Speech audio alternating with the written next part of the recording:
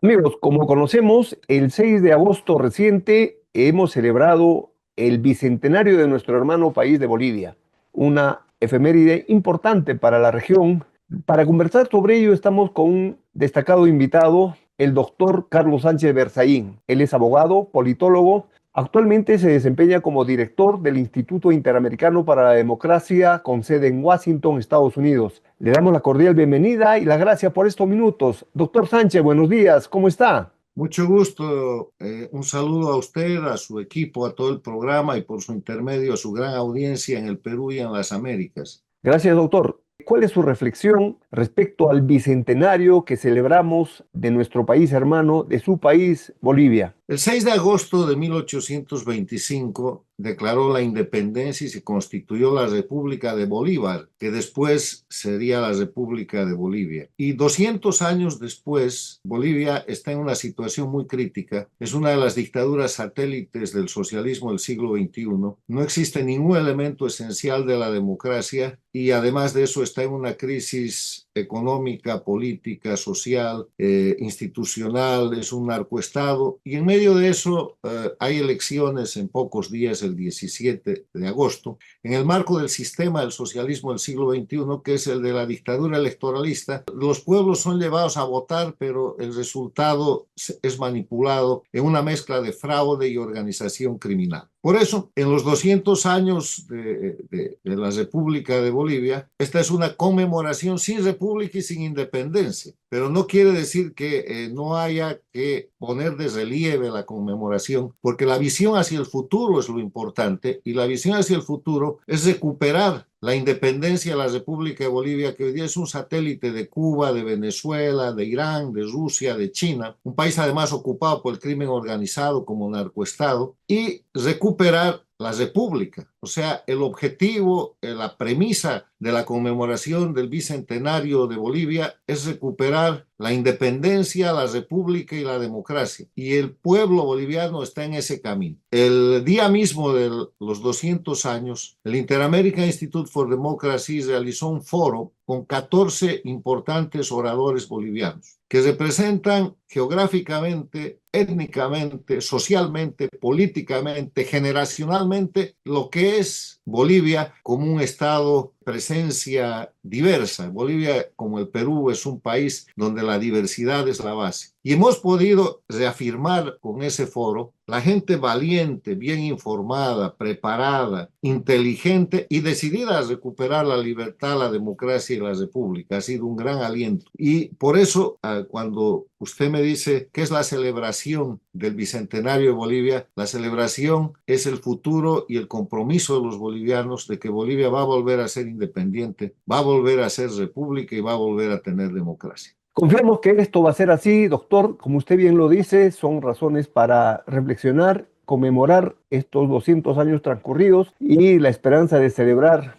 posteriormente. Usted ha descrito la situación actual de su país, de Bolivia, lo cual para nosotros como vecinos, como hermanos, también es de interés porque vemos que un desarrollo, mancomunidad entre los dos países, como siempre ha sido la hermandad entre nosotros, es lo que debe aspirar los dos pueblos, peruano-boliviano, boliviano-peruano. Dentro de ello, de todas maneras, se están llevando a cabo las elecciones este 17 de agosto. Dentro del escenario que usted describe, ¿cuál es su apreciación? ¿Qué espera usted que suceda en adelante? ¿Y cuál es la reflexión a la población de Bolivia? El sistema electoral es un sistema que está manipulado. Obedece a los mismos parámetros de las votaciones que se celebran en Cuba, en Venezuela, en Nicaragua. En Bolivia, los elementos que son repetitivos de esos regímenes son los siguientes. Primero, el padrón electoral no es limpio. El padrón electoral está adulterado en cerca del 30%, en aproximadamente el 30% de posibilidad de fraude, que lo ha utilizado Evo Morales desde el año 2009 en adelante. Y ese fraude está fundado en el hecho de que entre el año 2006, que toma posesión Evo Morales, a la elección que realiza en el 2009, él hace crecer la masa de votantes en Bolivia en cerca del 35% cuando la población solo crece en el 3%.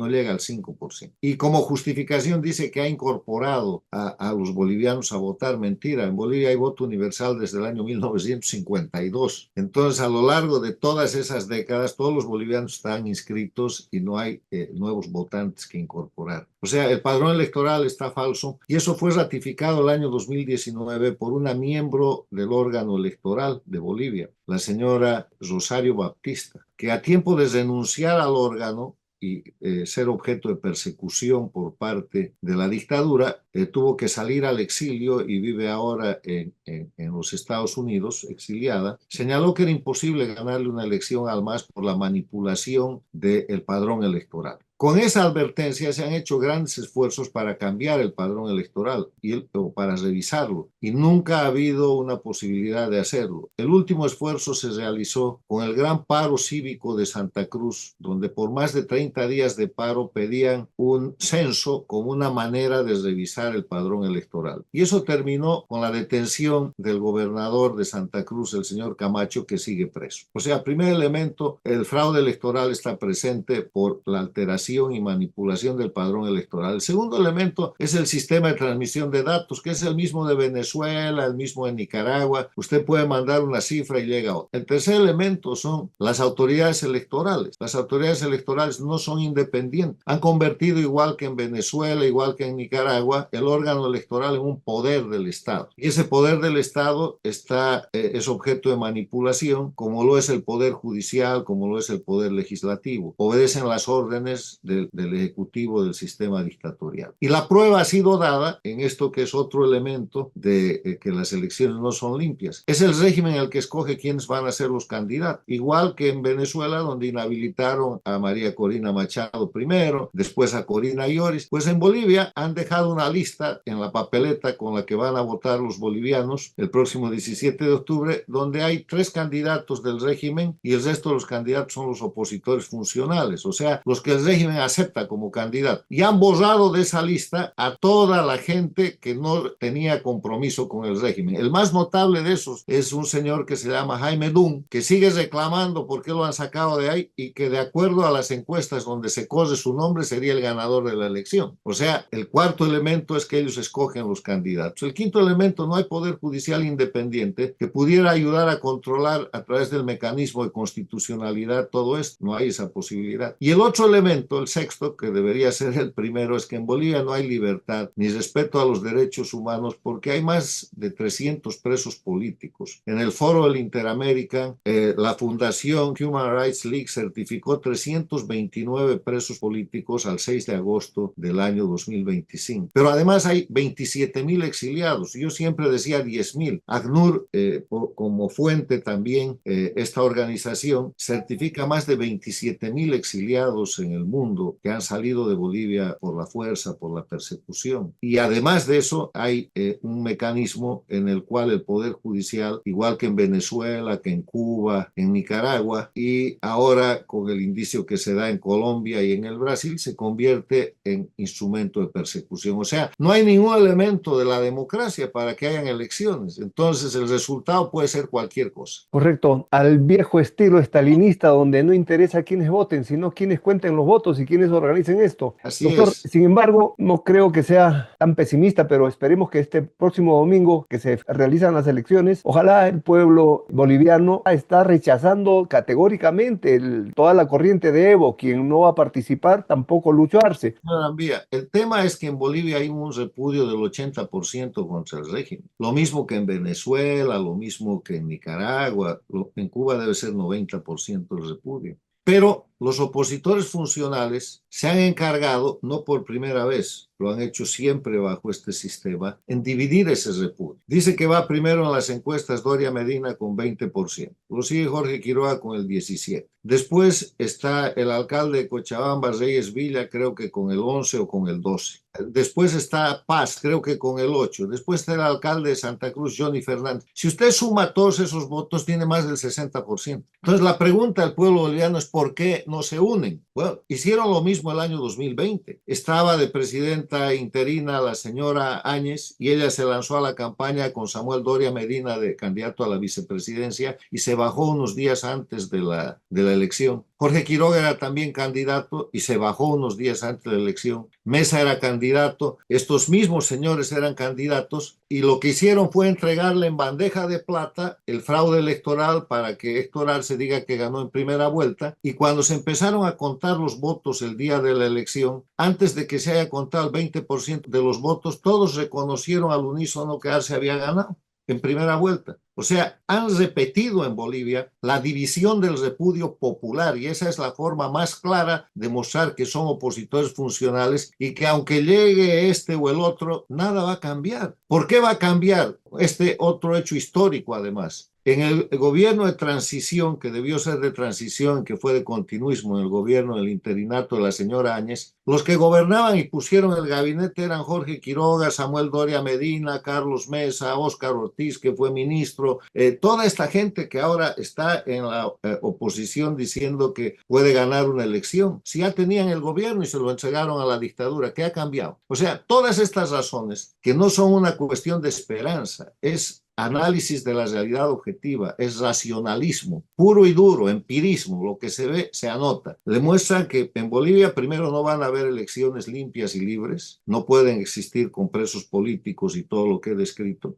Si gana alguien que se dice opositor, ese está vinculado al régimen. Tercero, para cambiar Bolivia hay que restituir la Constitución de la República de Bolivia y ninguno de los candidatos ha hablado de eso. Para cambiar Bolivia hay que anular todos los decretos de amnistía que se han firmado en el sistema dictatorial y para hacer que la dictadura llegue. Mesa le ha firmado 2 decretos de amnistía a Evo Morales y su gente para cubrirlos de los crímenes cometidos en el golpe de Estado del 2003. Y en el gobierno de Evo Morales le ha firmado decretos de amnistía a Carlos Mesa, a Jorge Quiroga y a otra gente. Entonces, ¿de qué estamos hablando? No hay realidad objetiva que le diga que las cosas pueden cambiar. Ahora, en la esperanza, en la fe, está bien, estamos esperando lo mejor y ojalá yo esté equivocado. Se ha parado.